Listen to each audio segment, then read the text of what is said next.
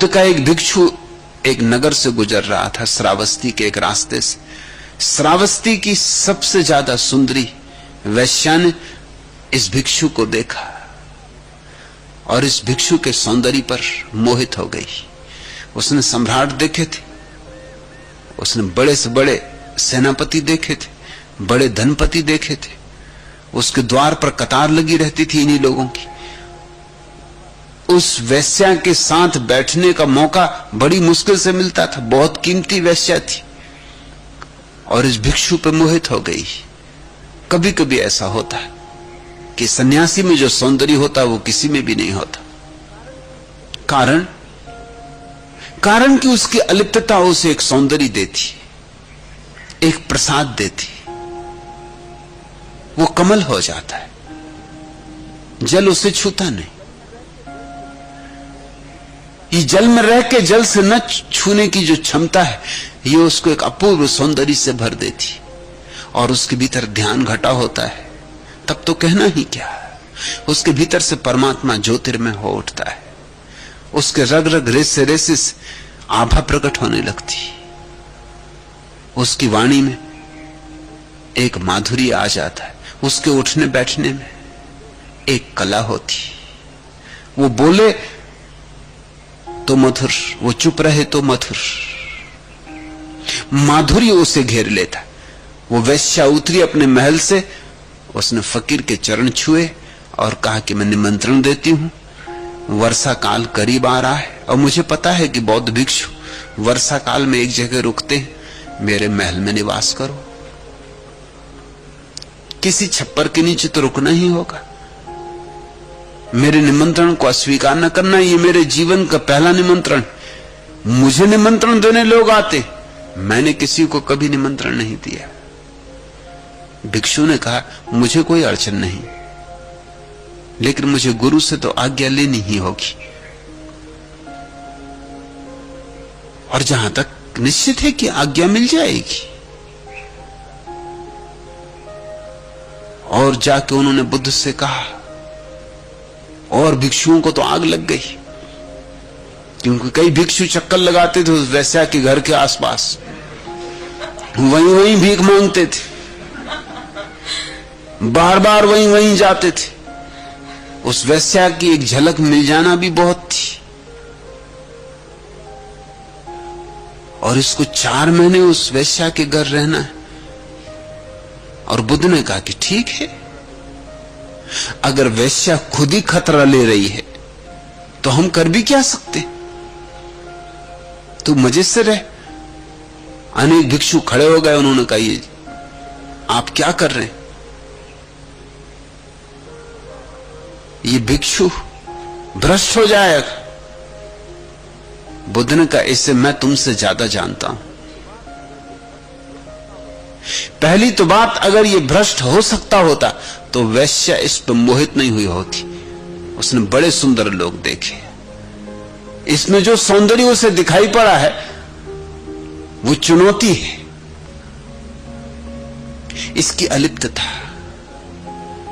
इसका साक्षी भाव ही उसे छू गया है। तुम भी तो चक्कर लगाते हो उसके घर के, तुम्हें उसने निमंत्रण नहीं दिया, इसको ही क्यों निमंत्रण दिया है। और इसे मैं जानता हूं, तुम नहीं जानते। तुम अपने को नहीं जानते, इसे क्या जानोगे। मैं इसे आर पार जानता हूं, मुझे कोई चिंता नहीं।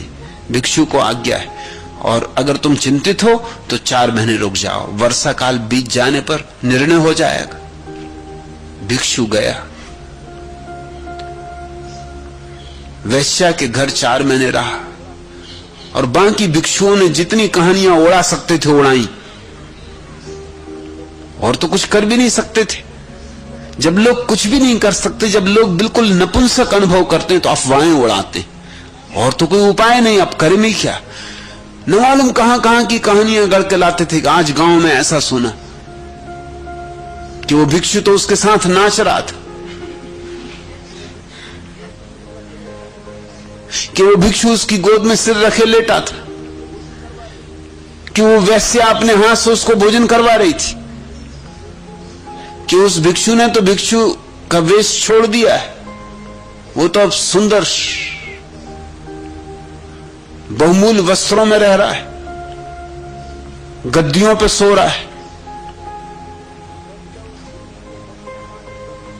वो वैश्या उस भिक्षु के शरीर पे मालिश करती देखी गई, न मालूम क्या क्या खबरें। लेकिन बुद्ध ने कुछ कहा नहीं, बुद्ध सुनते रहे सुनते रहे। 4 महीने, उनका 4 महीने बाद सब निर्णय हो जाएगा। मगर बाकी भिक्षु में तो आग लगी थी, ईर्ष्या जल रही थी। ईर्ष्या जो न कराए थोड़ा है,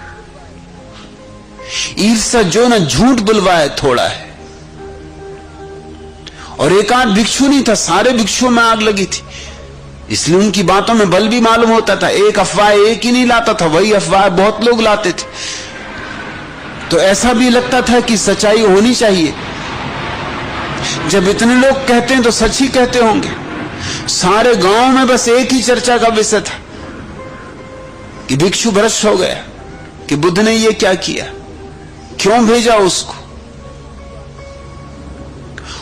और कुछ ऐसा हुआ कि भिक्षु जिस दिन से आया, वैश्या ने घर के द्वार ही बंद कर दिए और कोई ग्राहकों के लिए आने का उपाय ही न रहा। तो और भी अफवाहों को गति मिली, दरवाजे बंद, कोई भीतर आना जाना किसी का है नहीं। वैश्या निकली ही नहीं 4 महीने घर से बाहर। तो खूब राग रंग चल रहा है, ऐसा राग रंग चल रहा है कि 4 महीने से वैश्या बाहर नहीं निकल रही।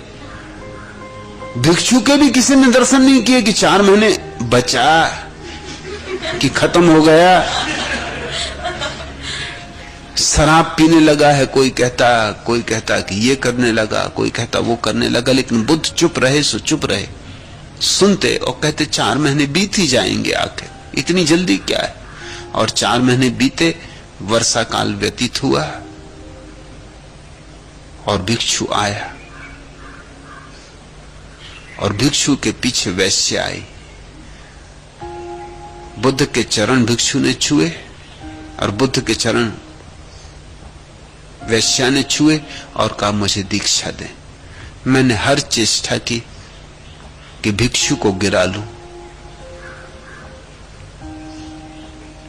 लेकिन मेरी हर चेष्टा टूट गई और भिक्षु ने ही मुझे उठा लिया। 4 महीने मैंने अथक चेष्टा की, भिक्षु बैठा रहा, मैं नग्न उसके आसपास नाची। और जो अफवाहें आप सुनते थे वो एकदम झूठ नहीं। भिक्षु बैठा रहा ध्यान में, मैं उसकी गोद में सिर रख दूं। भिक्षु बैठा ध्यान में, मैं उसके शरीर की मालिश करूं। मैंने हर कोशिश की कि उसे डिगा लूं और नहीं डिगा पाई। अब तो बस जीवन में एक ही लक्ष्य है कि ऐसी अडिग अवस्था मैं कब पाऊंगी, कैसे पाऊंगी। आपका भिक्षु जीत गया। असल में मुझे उसी दिन जान लेना चाहिए था कि जिस दिन आपने भिक्षु को मेरे घर ठहरने की आज्ञा दी, कि मेरी हार तय हो गई। बुद्ध ने अपने भिक्षुओं से कहा, देखते हो, भिक्षु के साथ वैश्या भी भिक्षु होने की तैयारी से भर गई। कौन बलशाली है इस पर निर्भर करता है। सबल खींच लेता है। इसलिए अपने से सबल जहां भी तुम पाओ सद्गुरु, अपने से सबल जहां भी तुम ज्योति पाओ, सुगंध पाओ, फिर डूब ही जाना, फिर दांव पर सब लगा ही देना।